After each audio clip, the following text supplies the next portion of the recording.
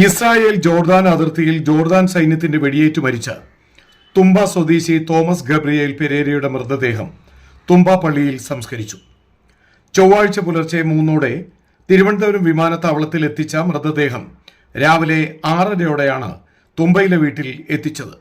മന്ത്രി GR അനിൽ, പ്രതിപക്ഷ നേതാവ് VD സതീശൻ, മുൻ കേന്ദ്രമന്ത്രി V മുരളീധരൻ തുടങ്ങിയവർ പരേതന്റെ വീട്ടിലെത്തി അന്തിമോപചാരം അർപ്പിച്ചു. ഫെബ്രുവരി 10 കൊല്ലപ്പെട്ട തോമസിന്റെ മൃതദേഹം 1 മാസത്തിന് ശേഷമാണ് നാട്ടിലെത്തിക്കാനായത്. തോമസും ബന്ധുവായ എഡിസനുമടക്കം 4 പേരാണ് 3 മാസത്തെ വിസിറ്റിംഗ് വിസയിൽ ജോർദാനിലേക്ക് പോയത്. അതിർത്തി ലംഘിച്ചുവെന്ന് കാട്ടി ജോർദാൻ പട്ടാളം ഇവർക്ക് നേരെ വെടിവെക്കുകയായിരുന്നു.